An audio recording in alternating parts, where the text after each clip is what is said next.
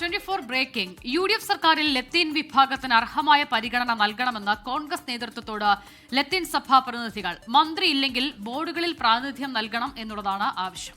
മുഖ്യമന്ത്രിയെയും KPCC അധ്യക്ഷനെയും കണ്ടാണ് ആവശ്യം ഉന്നയിച്ചത്. വകുപ്പ് വിഭജനത്തിൽ ഇടഞ്ഞ ലത്തീൻ സഭയെ അനുനയിപ്പിക്കാൻ മന്ത്രി V. അബ്ദുൾ ഗഫൂർ എത്തിയിരുന്നു. ഒരു സ്വാഭാവികമായ ഒരു സൗഹൃദ സന്ദർശനമായിരുന്നു. പിതാവായിട്ട് കണ്ടു, എല്ലാ കാര്യങ്ങളും സംസാരിച്ചു.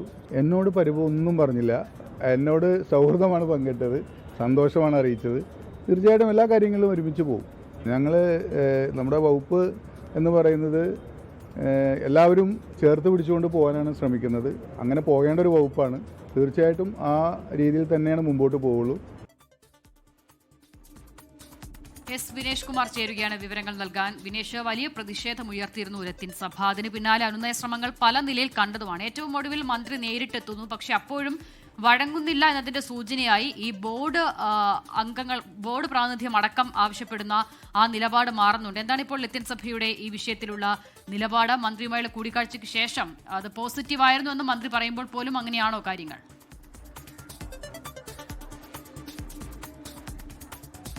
പ്രവിത, അനുജ, എന്തായാലും ഇത് ചർച്ച നടന്നത് മന്ത്രിയുമായി, ലത്തീൻ സഭാ പ്രതിനിധികളുമായി മന്ത്രി ചർച്ച നടത്തിയതിൽ ഈ വിഷയമൊന്നും വന്നില്ല എന്നാണ് പറയുന്നത്. അതായത് അവർക്ക് എന്തായാലും ഈ മന്ത്രിയെ മാറ്റണം എന്നുള്ളൊരു നിലപാടായിരുന്നു, അല്ലെങ്കിൽ മുസ്ലിം ലീഗിന് ഫിഷറീസ് വകുപ്പ് കൊടുക്കരുത് എന്നുള്ളൊരു നിലപാടായിരുന്നു ലത്തീൻ സഭയ്ക്ക് ഉണ്ടായിരുന്നത്. പക്ഷേ പിന്നീട് അവർ അത് അല്ലെങ്കിൽ അത് നടക്കില്ല എന്നുള്ളൊരു അവസ്ഥ വന്നു. കാരണം ഫിഷറീസ് തന്നെ മുസ്ലിം ലീഗിന് കൊടുക്കുന്നതെത്തി മുഖ്യമന്ത്രി ഇക്കാര്യത്തിൽ യാതൊരു വിട്ടുവീഴ്ചയ്ക്കും തയ്യാറല്ല എന്നുള്ളൊരു നിലപാട് കൂടി സ്വീകരിച്ചു. അങ്ങനെ വന്നപ്പോഴാണ് ഇപ്പോൾ തൽക്കാലം കളം മാറ്റി ചവിട്ടാം എന്നുള്ളൊരു ഇതിലേക്ക് കാര്യം എത്തിയിരിക്കുന്നത്. അതായത് ബോർഡുകളിലും മറ്റു ഉന്നത സ്ഥാനങ്ങളിലും ഈ ലത്തീൻ വിഭാഗത്തിൽപ്പെട്ട പ്രതിനിധികൾക്ക് അർഹിച്ച സ്ഥാനം, അർഹിച്ച പദവി നൽകണം എന്നാണ് ആവശ്യപ്പെട്ടിട്ടുള്ളത്. ഇക്കാര്യം മുഖ്യമന്ത്രിയോടും അതുപോലെ തന്നെ KPCC അധ്യക്ഷനോടും പറഞ്ഞിട്ടുണ്ട്. KPCC അധ്യക്ഷൻ ഉൾപ്പെടെ ഇതിൽ ഉറപ്പും നൽകിയിട്ടുണ്ട് എന്ന് തന്നെയാണ് അവർ പറയുന്നത്. എന്തായാലും ഈ മന്ത്രിയുടെ കാര്യത്തിൽ നമുക്കറിയാം വലിയ തോതിൽ തന്നെ ചർച്ചയായതാണ്. ഇവരുടെ ഈ വകുപ്പ് വിഭജനവുമായി ബന്ധപ്പെട്ടുകൊണ്ട് വലിയ തർക്കങ്ങൾ ഉണ്ടാവുകയും പക്ഷേ മുഖ്യമന്ത്രി നേരിട്ട് ഇടപെട്ടുകൊണ്ട് തന്നെ മുസ്ലിം ലീഗിന് തന്നെ ഫിഷറീസ് നൽകുകയും ചെയ്തു. ഇതിൽ വലിയ അതൃപ്തി ഉണ്ടായിരുന്നു ലത്തീൻ വിഭാഗത്തിന്. തുടർന്ന് മന്ത്രിമാരായ K. മുരളീധരനും CP ജോണും അവിടെ സന്ദർശിക്കുകയും അനുനയ ചർച്ചകൾ നടത്തുകയും ചെയ്തിരുന്നു. അതിനുശേഷം ഇവർ ഇടഞ്ഞു തന്നെ, അതായത് ലത്തീൻ സഭാ പ്രതിനിധികൾ ഇടഞ്ഞു തന്നെ നിന്ന സാഹചര്യത്തിലാണ് ഇന്ന് മന്ത്രി V. അബ്ദുൾ ഗഫൂർ, ഫിഷറീസ് മന്ത്രി, നേരിട്ടെത്തി ഇവരോട് ചർച്ച നടത്തുന്നത്.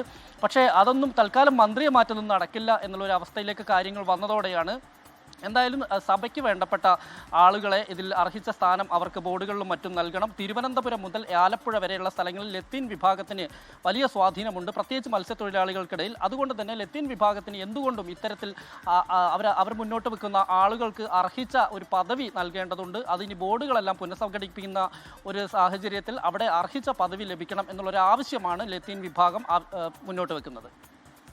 ശരി, വിനേഷ് കുമാറാണ് വിവരങ്ങൾ നൽകിയത്. ലത്തീൻ സഭ ഇടഞ്ഞു നിൽക്കുന്നതിനിടയിലാണ് മന്ത്രിയുടെ കൂടിക്കാഴ്ച. മന്ത്രി പദവി എന്തായാലും ലഭിക്കുന്നില്ല ആ സഭാ വിഭാഗത്തിന്. അങ്ങനെയാണെങ്കിൽ ബോർഡ് കോർപ്പറേഷനുകളിലടക്കം ഉന്നത പദവികൾ വേണം എന്നുള്ളതാണ് സഭയുടെ ഇപ്പോഴത്തെ ആവശ്യം.